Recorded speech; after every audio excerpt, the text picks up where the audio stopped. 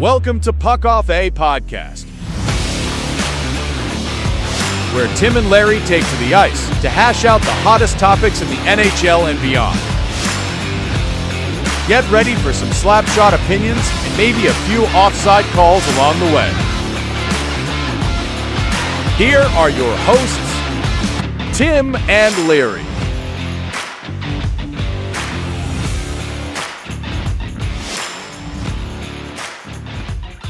Welcome, everybody. Episode 7 of the series.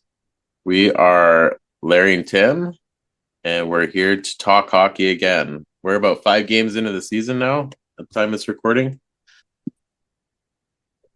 So, I think it's time for some overreactions here to kind of judge some of these teams, eh?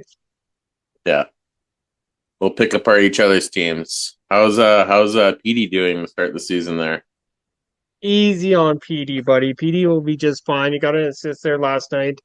Came out against the Stars, and honestly, I expected them to get their ass kicked, and they actually surprised me, and they ended up being in the Stars. So things are looking up in Bantown. Yeah, the start of the season's been a weird one. It looks like nobody knows how to play hockey yet, so everybody's still feeling out systems and all that because there's been some surprising wins, like the guys that do betting are losing their minds right now on some of the upsets that have been happening. But how about your boy? You talked a lot about him earlier when we were going through the Pacific Division. How about Dorobier? I can't even say his fucking last name, but Dorofeyev? Tied for first place in goals with your boy Shane Pinto. Yeah. Dorofeyev has been, I had a feeling he's going to have a good season because he started so good. He was so good last year, and I think he's just that guy that's not looked upon.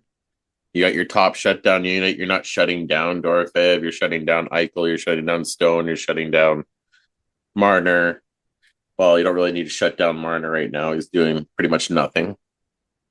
But yeah, Dorofeyev has been lights out. Same with Shane Pinto. Talk about a third-line centerman tied for the league in goals. Which is crazy.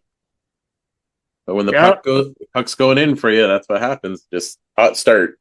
Do I expect him to get 30 goals this year? Maybe, probably not, but never know.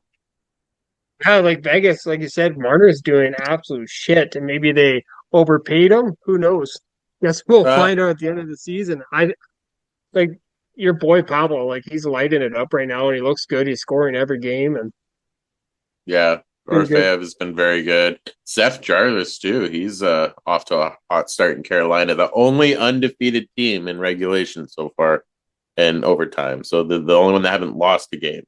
There's a few teams that have lost in overtime, but they're the only one in regulation left now.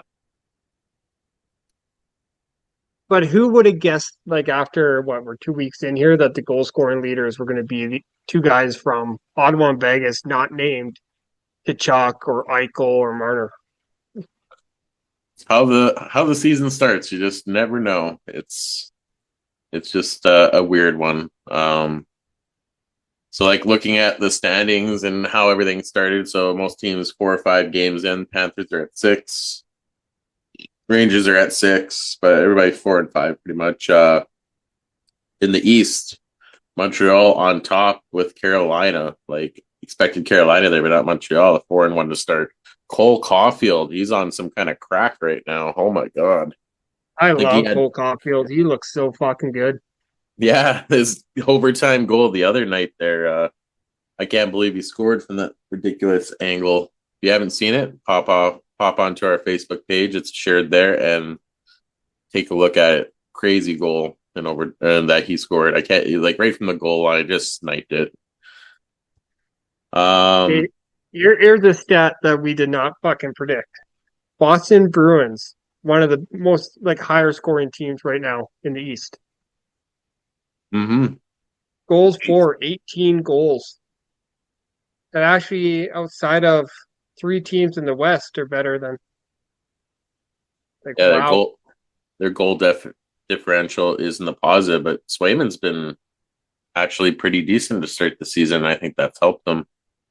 Because if we look at goalie leaders, which I'm still shocked because I thought I forgot to hit like the whatchamacallit, the sorting. Scott Wedgwood is at the top of the league in almost all categories right now, which is a strong Colorado team, of course, but he definitely has filled in the void of Mackenzie Blackwood going down with an injury here. So good for them, bad for the other teams. Okay, here's one though. Look at the Rangers, right? So the Rangers, they come out, they're 2-3 right now, or 2-3-1, I guess. Sorry. Igor Shesterkin is still at a 1.00 goals against average, but they have 2 wins. Yeah, played 5 games, What the 5 is fuck? 1-2, 1 lost. Concerns are growing with the Rangers. Well, it's because they haven't scored at home yet. They've been shut out 3 times in a row at Madison Square Garden now, isn't it? It's at least 2. I think it's 3. They Which is- suck. Fuck you, JT Miller. Yeah, I was gonna say. Oh no, yeah, they were shut out the first 2 games. You give me a hard time about PD, but JT Miller's not doing a whole lot of shit over there either. So Yeah, JT Miller. Here's another one. Do we think the Detroit Red Wings could keep up with this pace? They're 3-1, and they've Not a knocked chance. off some good hockey teams. Not a chance. You don't think so? No, Why I don't like because their team is just bits and pieces of everything. It's not meant to go any team can get on a streak. Like Montreal, I feel is on a crazy streak. Like if Cole Caulfield isn't scoring 2-goal games at this point, is Montreal 4-1? Probably not. I think it's just a matter of just a weird start for everything. Like look at Tampa Bay. Tampa Bay's at the bottom of the East almost. Like, are you telling me that? Oh, that's where they're going to finish? Not a chance. Fair. Detroit- But I'll give the Red Wings a little credit. Like they do look fast, and they've beat Leafs twice, which we all know is the Leafs. But then they also took out the defending Cup champs 4-1, like convincing win. Yeah, and then they're going to lose 4-0 to Chicago. Well, good news is they don't play Chicago for a while. So look at the schedule. They're playing Tampa here tonight and then Edmonton Sunday afternoon. Like if they come through and they got to be playing really like good emotions right now in that locker room, coming out and beating the Leafs twice, beating the Panthers. Definitely not what I predicted. Yeah.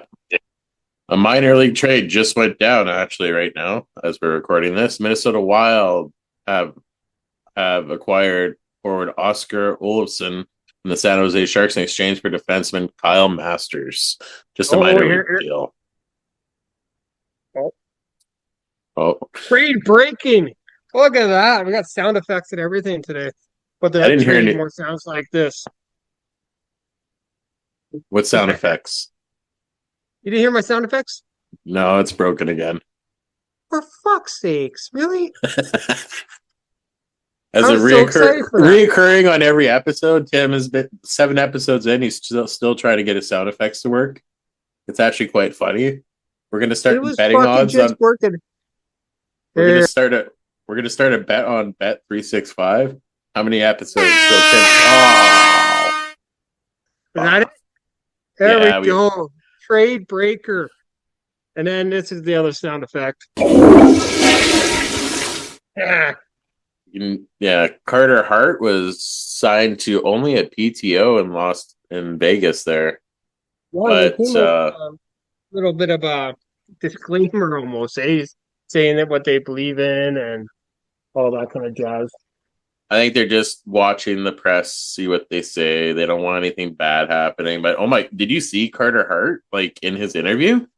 He looks completely different. Like he doesn't look like Carter Hart. It's like he just like came back from being on the island with Tom Hanks and Castaway for 4 years.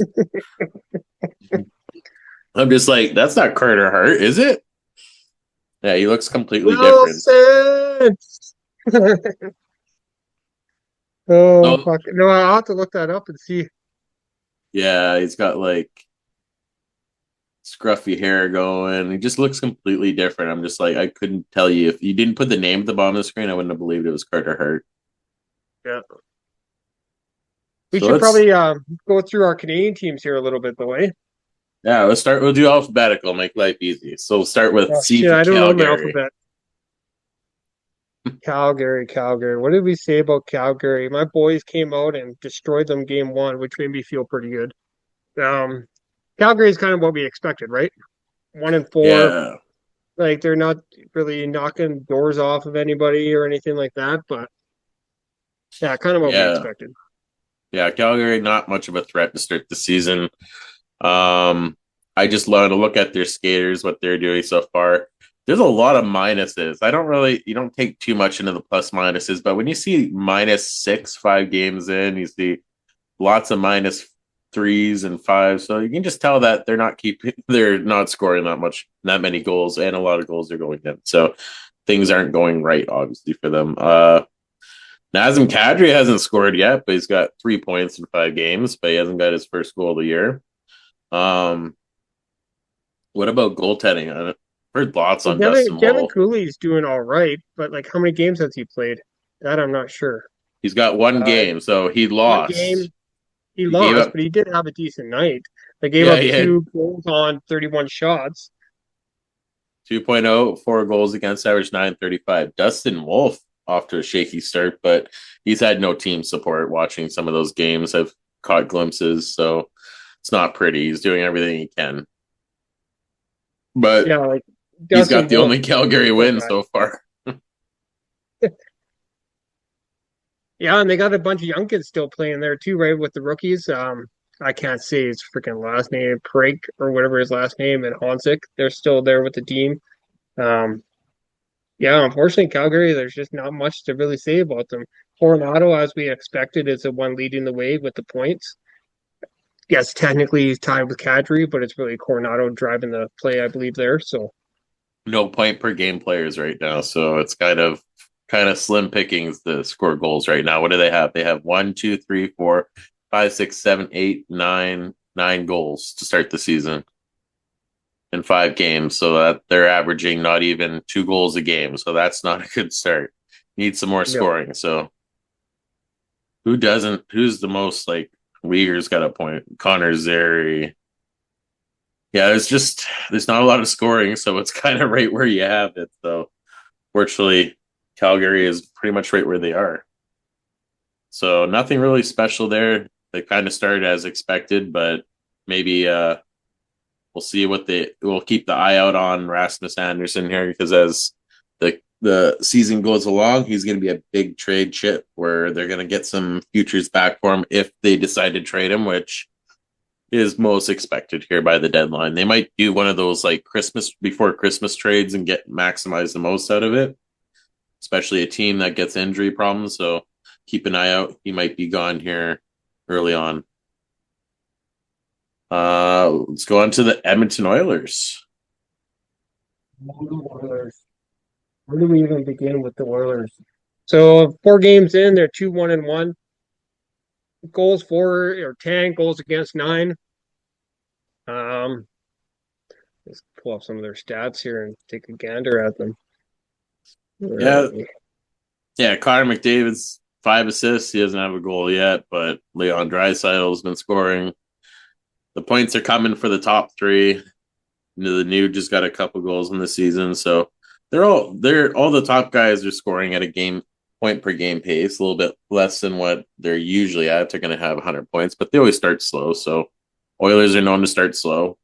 That's what they're doing. So the problem is they're actually not starting as bad as they used to because they're 2-1-1 right now. So at least they're above 500. Okay, and now is this an overreaction? McDavid, 0 goals, 4 games in. No, he's got 5 assists. Nah, Oh, for fuck's 5 sake. assists, sure, but we know McDavid's a goal scorer, and he's got absolutely zippo none. But he's got five helpers. I bet you most of those are probably primary assists. I'd say 3 out of 5 of them. Probably to Draisaitl on his 3 goals, and I think one was on Hopkins' goal first game. I think the best thing out of Edmonton right now is Andrew Mangiapane. He's been noticeable on the ice. Every time I put on the Oilers game, I've noticed him. He's been very good so far to start, I think. And then did what's his name? Because Jack Roslovic finally signed with Yeah, the he's got team. 2 games in with them. He hasn't really done anything yet, but that's only 2 games to learn the system, right? So it's going to take some time for him. Yeah, So because he missed no training camp. He didn't even like he should have just signed with Edmonton because it was well documented that Edmonton was interested early and offered him a contract. It was probably more I, than what he got now, so it's probably I kicking think the himself in the problem butt. with Roslovic is that he overvalued himself, right? Like he thought he was worth like that 3 mil range, and he quickly learned that guys aren't valuing him at $3 million a year, right? So Yeah. And cap space is more valuable too. So it's like I'm not going to spend the money on you if you're gonna not be worth it. So and yeah, Roslovic's good goal scorer, but his overall game not as good. So, but if he's playing with Connor McDavid, or I think he's playing with Draisaitl right now. It's Draisaitl, Thomas Eric, and what was the lineup for that one? Let's double check. Let's go. Let's go take a peek. Because I'm pretty sure the line combinations. He was playing with Draisaitl for sure. I remember seeing him with Draisaitl on the ice lots, but I don't remember who he was playing with. according to Daily Face Off, we're showing the Nugent Hopkins, Draisaitl, and Roslovic together. Yeah, for the last couple of games. Yeah, Yeah. Edmonton. I like to use Money Puck. I love Money Puck. Frederick McDavid and Draisaitl played. Who's played the most together? Frederick McDavid and Draisaitl, which is funny. But yeah, you got Mangiapane Hopkins. That's been together, so that's your pairing. So Mangiapane Hopkins, Draisaitl, Roslovic, and then you got McDavid and what's his name? Or no, actually, isn't Mangiapane playing McDavid?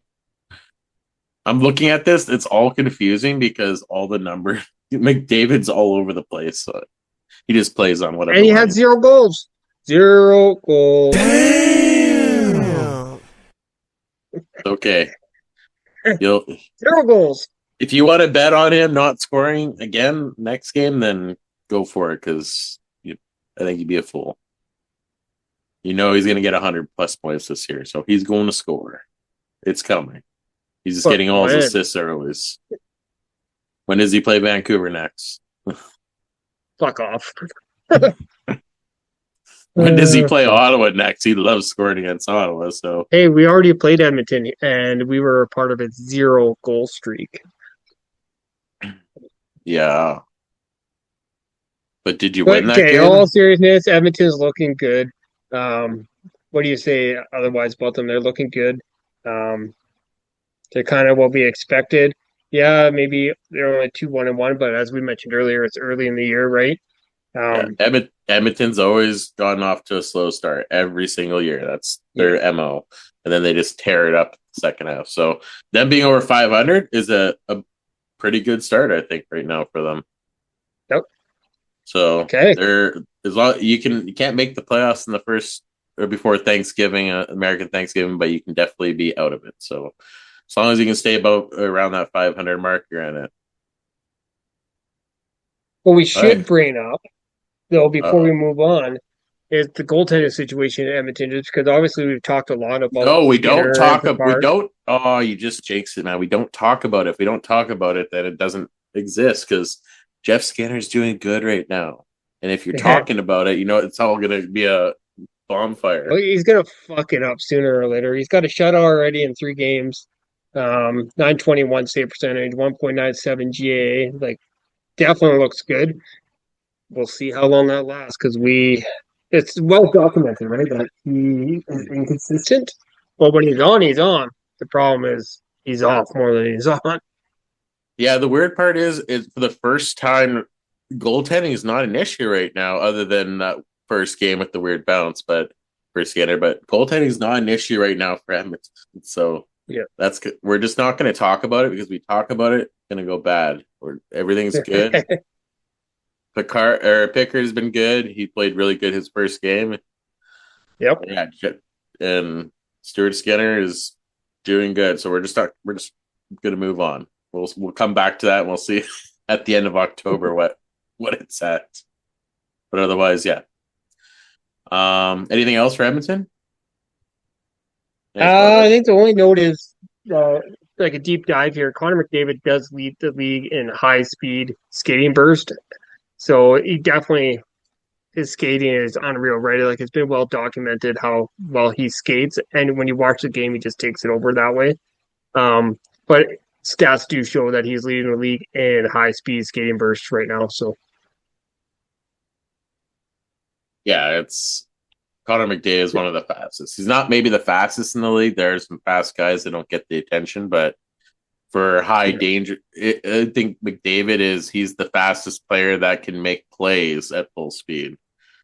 There's exactly. There's like faster players, but high skill moves too. It's not just fucking passing the puck. He's doing some high skill moves at high speed, right? That's what makes him the dangerous player that he is. But yeah. 0 goals. 0 goals. I was going to say that until he scores.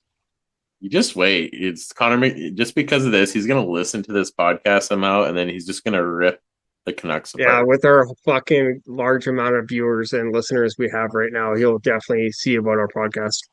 Probably. Remember, Connor, I'm on your side, so take it easy on my team. I do actually, don't hate me for this, I do have a Connor McDavid jersey in my house right now. It is not mine, somebody else's, and they've yet to pick it up. But I do have a McDavid jersey in my house right now. There you go. Oh, from the raffle thing. Yeah, exactly. But okay, let's move on here. I don't like talking about Edmonton. Fuck them. Okay, we'll go to the other side. Montreal. Surprising Canadians. How about Caulfield? Yeah, he's their bread and butter right now. Without him, they're not where they are. He's scoring on a crazy pace. Big goals. He's scoring big goals right now, which is kind of the shock for me. He's got 5 goals in 5 games. Big goals. Like big. I think all his goals have either tied the game or won the game. He's got 2 game-winning goals, both in overtime.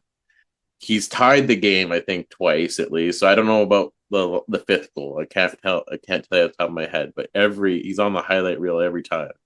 Montreal's winning because of Cole Caulfield right now. And then Nick Suzuki is just having fun dishing those pucks right now. He's got 7 assists in 5 games. No goals, but dear, he's having fun right now feeding Caulfield for those goals.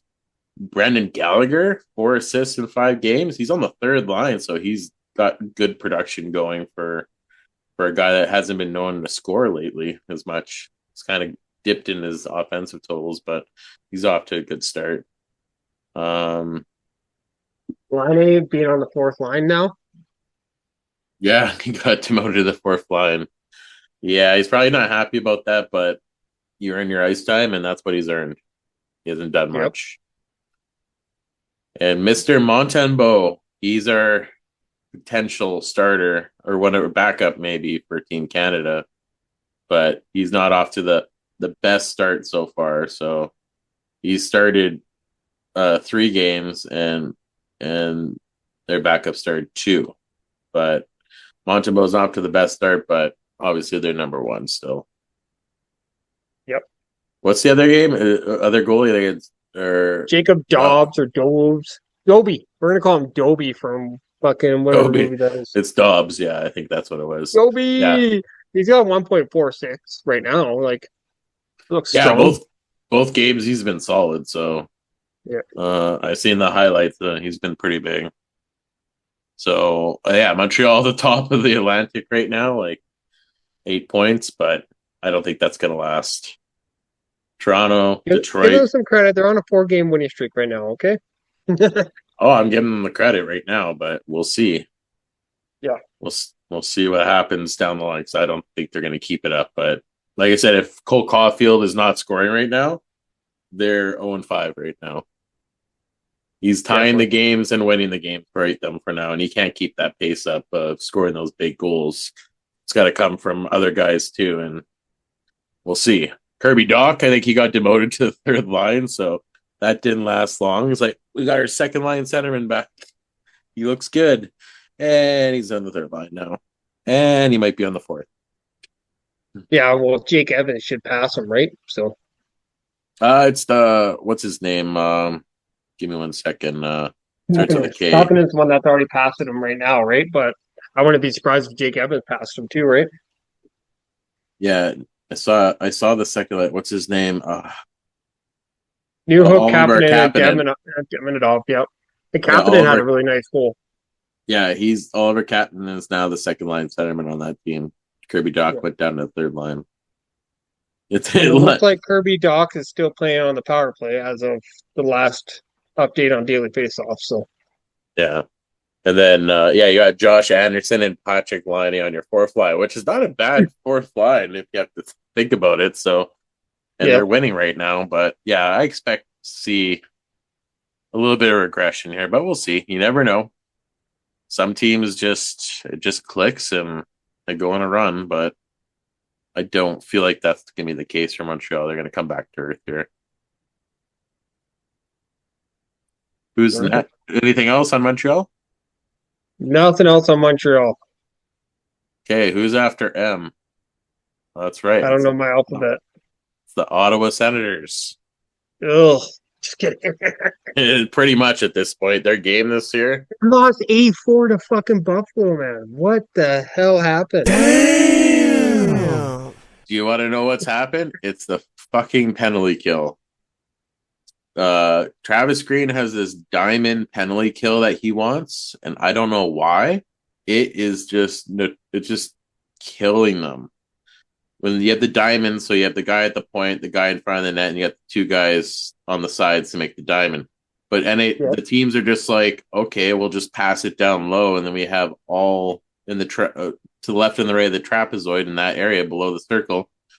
They can work that whole area with no problems. Like last night watching the game, there was like 5 or 6 chances where they just got the puck and they just walked in on Ullmark, and Ullmark was unbelievable last night. Like we didn't win the game if Ullmark didn't play that good last night. But yeah, it's the penalty kill right now. Ottawa's almost dead last in the league. I think Columbus is still below us in the penalty kill, or running in the 50s right now. That's how bad it is. So they need to fix that, and I hope they fix that, because otherwise we ain't going anywhere. It would be a different story if our penalty kill was up to specs at this point. So that's what's killing us and losing us games right now. But then, yeah, Shane Pinto, 6 goals in 5 games, tied for the league as your second or your third line centerman. But he's been big, like I said. When you have Stützle, you have Cousins, and you have Pinto as your 1, 2, 3. You're covering Stützle with your best unit, and your second best unit's getting the Cousins line with now Batherson back and Claude Giroux and depending there. So I like that spread out, because those guys are going to get more open ice, and Pinto's taking 100% advantage of it, because he isn't playing top line minutes right now, but he's scoring like crazy. And another guy that's been a big standout to start that a lot of people weren't so high on was Dylan Cousins. He's been on the ice for some bad goals, so he definitely needs to clean up his D zone a little bit more. But he's scored a couple big goals for Ottawa so far. He's off to a great start. Old Claude Giroux's off to a decent start. The biggest thing is we just need to figure out the penalty kill, and they'll be good. Perfect. I don't got much more on them. Obviously, you kind of nailed the head of the nail there with that one, right? They're struggling on the penalty kill. They're giving up goals that way. If they can ever figure out that penalty kill, they might be in better shape here. But Shane Pinto, like you said, is having a great start to the season, which is nice to see. 100%. Yeah, that's pretty much it. So Ottawa's pretty much right where we're expecting them right now in the middle. But I think losing Brady Tkachuk's going to suck, because he's out for the next 2 months, it looks like. So if they can stay at 500 through this, they have a chance to, because they always play good in the second half of the season. They were one of the best teams after the Four Nations there. So I think as long as they can stay around that 500 mark, I think with Ray Chuck back, that's going to be like a big boost coming into Christmas time or when he comes back. They're the team right now that have given up the most goals this season so far.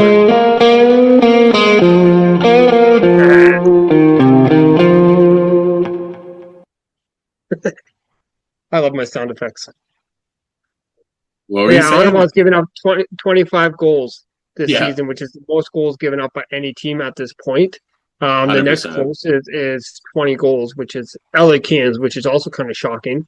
But yeah, Ottawa's not had the best schedule at this start. So they started with Tampa and Florida, and both those teams brought it to them. Then Buffalo, they were lost their first 3 games, so they were pissed off, obviously. And our penalty kill, it's the penalty kill. The penalty kill was running at 75%. Ottawa would probably be 4-1 right now.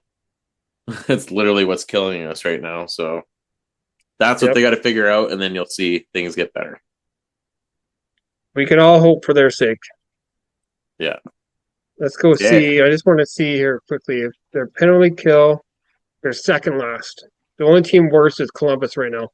Yeah, that's what I figured. Yeah. They're running in the 50%. It's like you can't win games if you're running a 50% penalty kill. Or you just don't take penalties, I guess. Yeah, and they're in the middle of the pack on the power play. So yeah.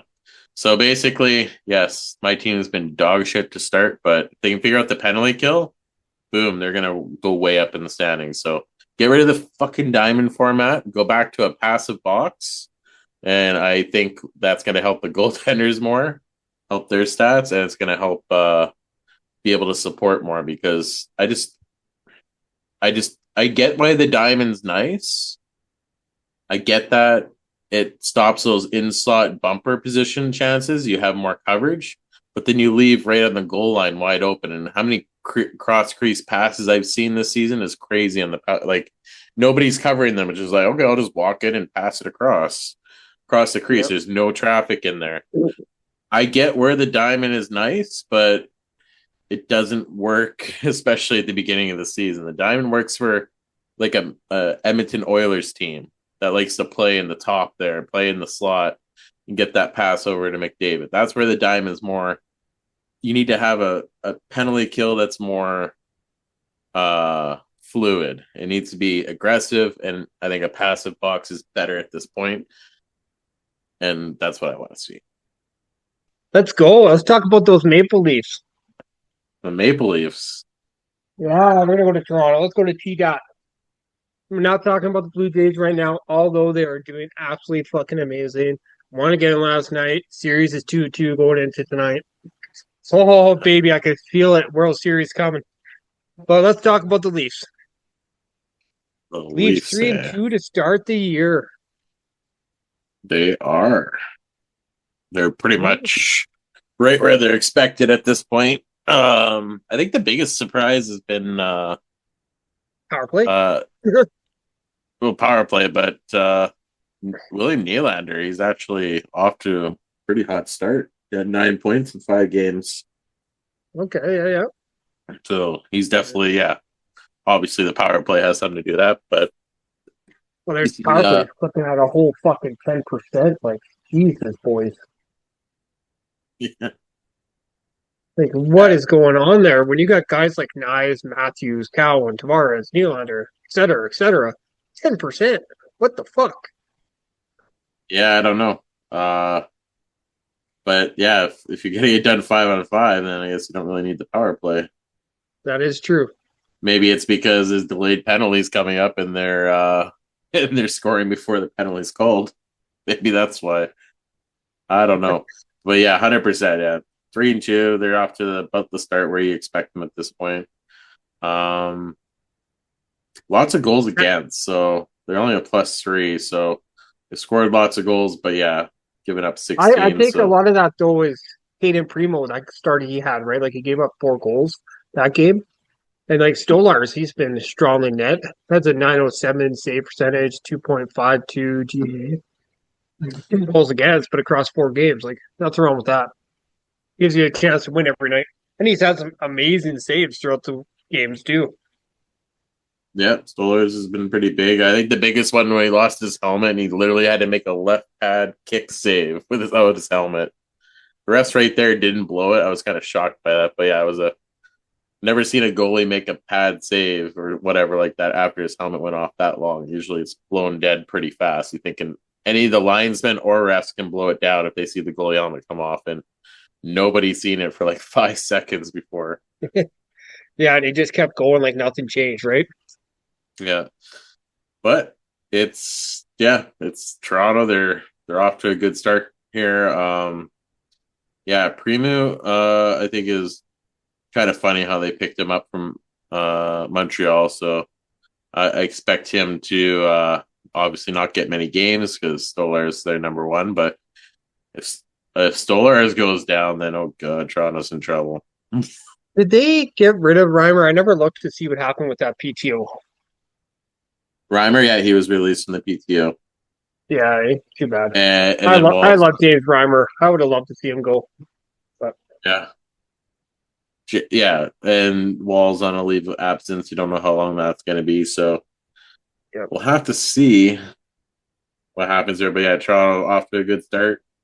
what do you think happens when Scott Laughton comes back? Like, is Cowan going to stay in that lineup, you think, or is he coming out? I think Cowan's looked great. I don't see how you could take Cowan out of that lineup. I don't know. It just depends, I guess. What would you Yeah, say? like I don't think Cowan should be sacrificed for that. Like, I understand he's still young, you're developing him, but Nyes, Matthews, and Cowan looks pretty damn good if you ask me.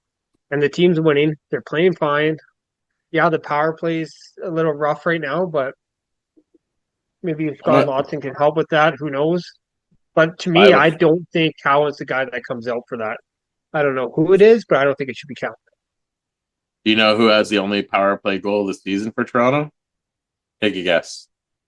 I'm gonna go with McMahon. Matthew Nyes. That's it. Oh, nice. Yep.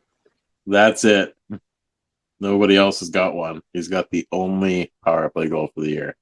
So obviously, yeah, Toronto would be doing better if they had a power play kick in a little bit better. But yeah, I think their 5-on-5 play obviously scoring above expected right now. So yep. Can't be there. What is their offensive lines? Yeah. Their expected goals for. So Robertson, Domi, McMahon goals percentage is at 70%. So they're above expected. Nyes, Cowan, and Matthews line, they're well over too. So it's just a matter of and then Tavares, Nylander, and Marcelli is just over the 50% Corsi. So the goals expected, they're way over. So I think that Robertson line is what's carrying them right now. And then obviously with Nylander, how good he's been, but obviously they've given up. He's 9 points, right? 9 points. That's crazy to start for him. I didn't think he'd be off that big of a start, but at least Austin Matthews is scoring again. So he's got 4 goals in the first 5. So that's a good sign. Yes. It seems like his wrist injury is not hurting him right now. How about the shots though? He has 22 shots already this year. Matthews. Telling you that wrist is good. Yeah. Like, that's a lot of shots, but who is it? Wayne Gretzky's quote there? You miss 100% of the shots you don't take. I think it's Wayne Gretzky that made that quote, but that's why he scores goals. He shoots the damn puck. So, yep, you're not going to score 100% of the time, so you gotta. But more shots, more chances, the more you're going to score. Yeah, 100%. We'll get to a crazy stat on shot percentage once we get to Winnipeg. Don't let me forget about that. We'll get to that crazy. We'll get to shot percentage, like for goal ratio, once we get over to Winnipeg. There's a gentleman over there doing very, very well. So, well, let's go to Vancouver then next year. Okay, our boys with the big jobs last night. They changed up the lineup. Definitely they're shuffling around, still trying to find the right mix. Right? They did have Brayden Coos was on the lineup there for 2 nights. Didn't Petey go down to the second? Didn't Petey go down to the second line? Nope. I thought they put I saw. Petey played with O'Connor and Garland, and then they looked pretty good. Petey had a nice play there last night with Garland. He had a nice goal. So that means he's the second line centerman. Because what's Uh, his name? Uh, Filipito. yeah, Cito. He's been off to a big start. So if he's playing with Besser, then that's their first line. I don't know if Besser. that's. I would say it's more of a 1A, 1B system at this point. I don't think Petey's really been knocked down. He's still getting ice time, right? Let's see. Still playing. Vancouver. Hunter Garland last year played top 6 minutes, and he played very well in top 6 minutes. So I really look at it anyways. You got O'Connor playing with Petey and Garland now. They clicked last night. That DeBrusque, Heath-Hill, and Besser lines seems to be working a little bit. I honestly love the third line. Evander Kane, Aturatu, and then Kiefer Sherwood. Sherwood obviously just comes out firing this season.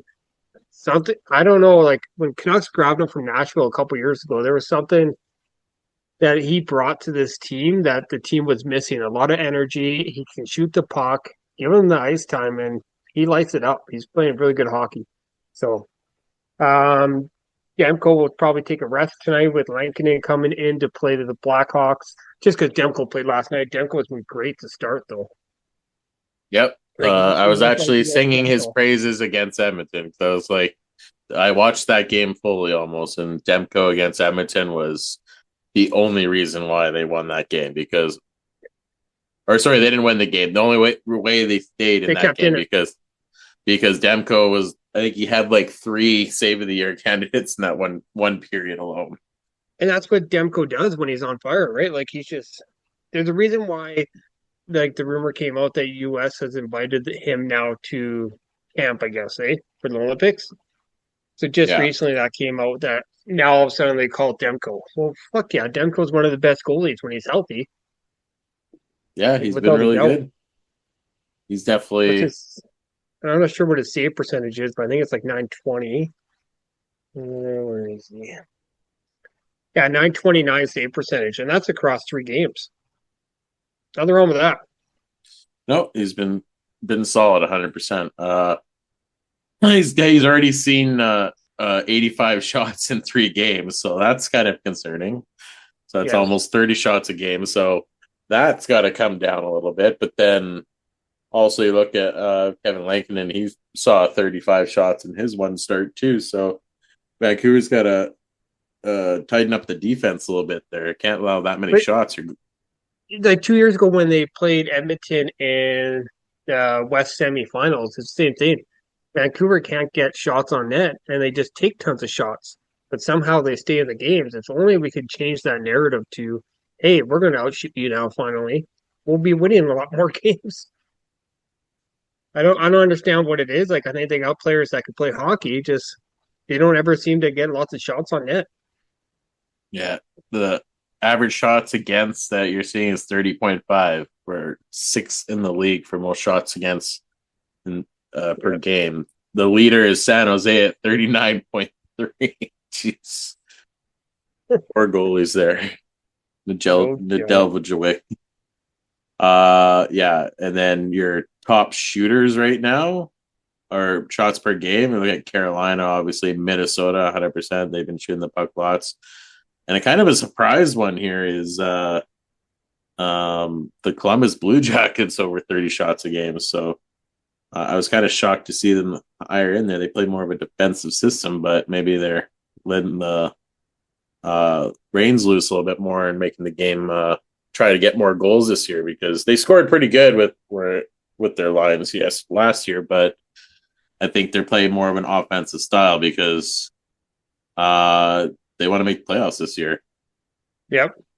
But yeah, going back to the shots on Vancouver. Vancouver's only shooting an average of 24 shots a game.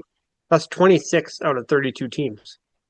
Yep. But that's been Vancouver's MO for how many years? I would like to go back and see the stats. We'll have to do that on a different episode of previous years, but I bet you that's where they're averaging is the low 20s. And I don't get why. Why are we not putting pucks on net? Looking for that's something for the coaching high quality play. Well, it's a difference between high quality plays or shots on goal. So you're looking for high quality plays, your shots are lower. But yeah, Vancouver is what 2-2, so yeah, they're right in the middle of the pack, just behind Edmonton. There, that's a good start for them. That's where we figured them would be, right in that bubble team. So that's where they are right now. And coming off that big win against Dallas yesterday, like honestly, before I started watching the game, I just like, oh, Dallas is probably going to beat us, but you never know. And then all of a sudden, Vancouver was playing great hockey, and I think it was 5-3 final, I believe. Turned out very good for us, and hopefully they can ride that momentum into tonight against Chicago, and hopefully Lankinen has a better start and they start rolling here. Well, this season there's been a ton of upsets already. Like I said, most recently one on my mind, of course, is 8-4 against Buffalo. Like, how do you lose 8-4 to Buffalo? But yeah. So imagine the people that put money on that game. Dear Lord. But yeah, I think Vancouver's off to what we expect. You just need to see more out of Elias Pettersson. He's got to get going here. That is they need him to start. If he starts shooting the puck more and scoring more, that'll help bring up the numbers too. But like he's playing fine, but of course, when you're making that kind of money, everybody's looking for the points, right? And he's not producing the points right now. So I understand the criticism, but when you watch a game, he is impacting the game. It's just unfortunately it's not on the score sheet, so he's getting attacked that way, right? which is fine. Like some of those games where you don't show up on the score sheet, but you make an impact. But as a player that's making a lot of money, you got to put the puck in the net. It's just like same with Ottawa. Yep. Tim Stützle is kind of off to a slow start. Like he's got one goal and a couple points, but he's impacting the game. But it's just a matter of like you got to bury that puck. Like you're a skilled forward, you need to score. If you're not scoring, then the team has to play a hell of a defensive game. Your goaltender just got to bail you out, and you got to be playing those tight games. So I think it's a matter of just a slow start for a lot of players right now, including him. But yeah, keep an eye on that because that's Vancouver's offense drops off quite a bit after those top two lines. So if you're off to a slow start there, he needs to keep scoring, and maybe against Chicago, a little bit easier competition tonight, maybe he can get some confidence and get going. Yeah, definitely. Okay, moving on. Last but not least, Yeah. So going Winnipeg, before I forget, like the one stat I want to bring up, I just gotta find it here again so I can make sure I get the right number. The right number. Where the fuck is he? You said shooting Mark percentage. Scheifele, shooting percentage, 45.5%. Absolutely stupid for a guy that plays that much ice time. He's averaging 19 minutes a game. Yeah, well, 5 goals. Yeah, he's got 5 goals on 11 shots. But look at Barron. Barron's got 3 goals on 5 shots. Yeah, 60% shooting percentage. There you go. Yep.